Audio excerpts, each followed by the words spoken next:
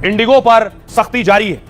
Indigo को लेकर जो बवाल और हंगामा पिछले कई दिनों से चल रहा था, इस बवाल और हंगामे के बाद यह मामला कोर्ट में पहुंच गया।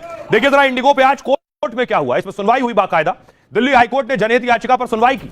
हाईकोर्ट ने इंडिगो संकट पर केंद्र सरकार से सवाल डाले। पूछा, जब एयरलाइन फेल हो गई तब क्या किया गया। कोर्ट ने सवाल किया कि टिकट की कीमतें कैसे 30,000 रुपए हो गई। कोर्ट ने कहा यह व्यक्तिगत यात्रियों का मामला नहीं है, बल्कि इस तरह के संकट से बड़ा आर्थिक नुकसान भी हुआ। कोर्ट ने कहा कि कंपनी तय करे कि लोगों को पैसा वक्त पर मिले। कोर्ट ने कहा सरकार सुनिश्चित करे कि भविष्य में ऐसा ना हो। डीजीसीए ने कोर्ट को बताया कि इस मामले में कानूनी प्रक्रिया लागू है और इंडिगो एयरलाइन को शो कॉज नोटिस जारी किया जा चुका है। डीजीसीए ने बताया कि इंडिगो ने माफी मांगी और भरोसा दिया है। याचिका में मांग की गई है कि संकट की स्वतंत्र न्यायिक जांच हो। पीआईएल में परेशान यात्रियों के लिए मुआवजे की भी मांग की गई और अगली सुनवाई के लिए कोर्ट में 22 जनवरी की तारीख रखी गई है। साथ ही कमेटी की जांच पूरी होने पर सीलबंद लिफाफे में रिपोर्ट मांगी गई है। कल एक तस्वीर सामने आई जब खुद सरकार के सामने इंडिगो के सीईओ हाथ जोड़कर बैठे थे। उसके बाद यह पता चला कि कैसे सरकार ने सख्ती शुरू की है। तस्वीर आप देख रहे हैं जब केंद्रीय मंत्री से मिले इंडिगो के सीईओ और मंत्री के सामने दोनों हाथ जोड़कर बैठे हुए थे। तो देखिए जरा सरकार ने अब तक इंडिगो पर क्या एक्शन लिया है और कड़ी कार्रवाई करने की तैयारी है। डीजीसीए ने 8 सदस्यों की ओवरसाइट टीम बनाई है। यह टीम फिलहाल इंडिगो के कामकाज पर नजर रखेगी। टीम के 2 सदस्य कंपनी के कॉर्पोरेट ऑफिस में होंगे। डीजीसीए ने इंडिगो के सीईओ पीटर एल्बर्स को सम्मन भेजा है।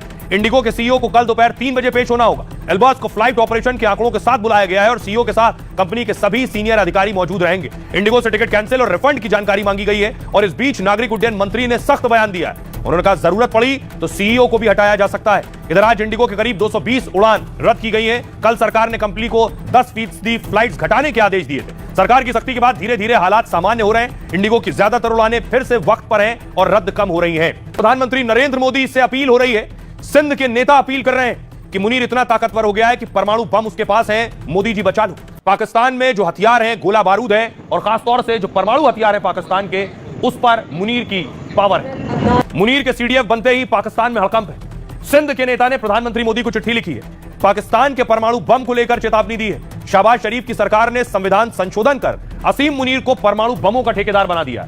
सिंधी नेता शफी बुरफत ने चिट्ठी में चेतावनी दी है कि पाकिस्तान एक खतरनाक रूप से अस्थिर दौर से गुजर रहा है, जिसे वो चरमपंथी सैन्य कमांडर स्ट्रक्चर कहते हैं। मुनीर को पाकिस्तान के परमाणु बम का मालिक बनाना न सिर्फ सिंध बल्कि पूरे इलाके के लिए खतरा है। आज पाक की सेना कट्टरपंथियों के रास्ते पर चल रही है। यह इंसानियत के लिए एक अलार्म है। शहबाज सरकार ने संविधान में संशोधन किया। इसके बाद असीम मुनीर को सीडीएफ बनाया गया, मतलब मुनीर को चीफ ऑफ डिफेंस फोर्सेस बनाया गया है। पॉलिसी, आंतरिक सुरक्षा के साथ सियासत पर भी मुनीर का नियंत्रण हो गया और इसी वजह से मुनीर के खिलाफ पाक में आवाज उठ रही है। सेना प्रमुख जो पाकिस्तान में होता है वो हमेशा से शक्तिशाली होता है। इससे पहले आपको याद होगा बाजवा, उससे पहले आपको याद होगा मुशर्रफ। ये सब सेना प्रमुख बने, इनकी ताकतें बढ़ती गई, इन्होंने खूब पैसा कमाया, पाकिस्तान को खूब लूटा और अपनी जेबें भरी हैं। यही पाकिस्तान के जो चीफ्स हैं उनकी आदत और हालत है। देख, पाक में सेना प्रमुख की सैलरी